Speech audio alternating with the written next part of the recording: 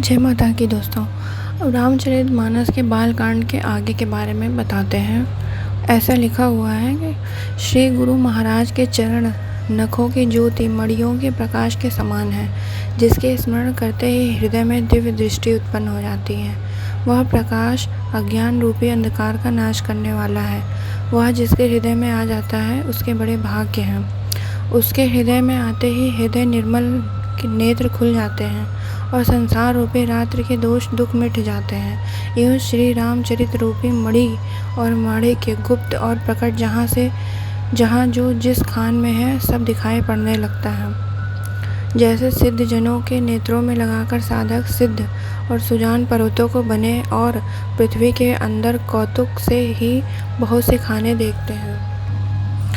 श्री गुरु महाराज के चरण के रज कोमल और सुंदर नयनामृत अंजन है, जो नेत्र के दोषों को नाश करने वाला है। उस अज्ञान से विवेक रूपी नेत्र के निर्मल करके मैं संसार रूपी बंधन से छुड़वाने वाले श्री रामचरित का वर्णन करता हूँ। पहले पृथ्वी के देवता ब्राह्मणों के चरणों का वंदन करता हूँ, जो अज्ञान से उत्पन्न सब संदेह हरने वाले हैं। फिर सब गुणों की खान संत समाजों को प्रेम सहित सुंदर वाणी से प्रणाम करता हूँ। संतों का चरित्र कपास के चरित्र के समान शुभ है, जिसका फल नीरस विशुद्ध और गुणमय होता है। कपास की डोरी नीरस होती है। संत चरित्र में विषय शक्ति नहीं है, इससे वह भी नीरस है।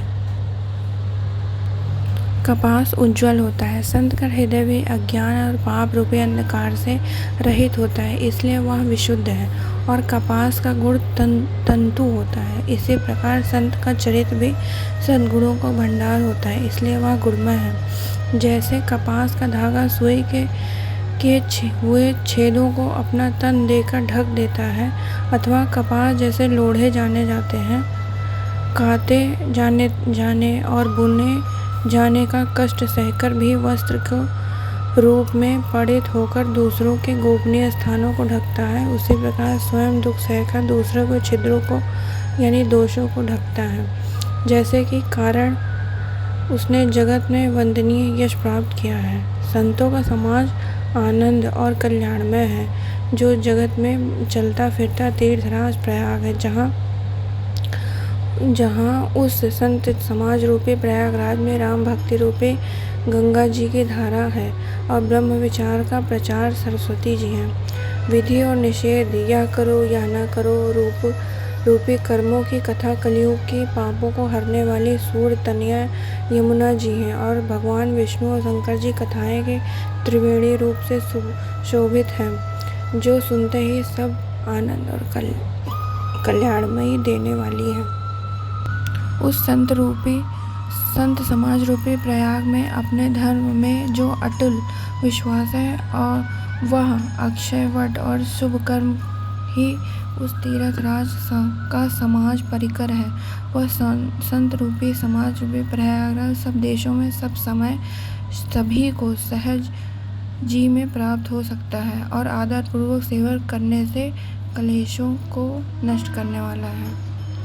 वह तीर्थ राज अलौकिक और अकथनीय है, एवं तत्काल फल देने वाला है। उसका प्रभाव प्रत्यक्ष है। जो मनुष्य इस संत समाज रूपी तीर्थ राज का प्रभाव प्रसन्न मन से सुनते हैं और समझते हैं और फिर अत्यंत प्रेम पूर्वक इसमें गोते लगाते हैं, वे इस शरीर के रहते ही धर्म अधर्म अर्थ काम मोक्ष चारों फल पा जाते हैं। इस तीर्थ राज में स्नान फल तत्काल ऐसे देखने में आता है कि कौवे कोयल बन जाते हैं और बगुले हंस।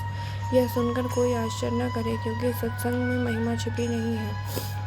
वाल्मीकि जी, नारद जी, अगस्त्य जी ने अपने अपने मुख से अपने अपने होनी जीवन का वृतांत कही। जल में रहने वाले, जमीन पर रहने वाले और आकाश में रहने वाले, विचरने वाले नाना प्रकार के जड़ चेतन जीतने वाले इस जगत में हैं।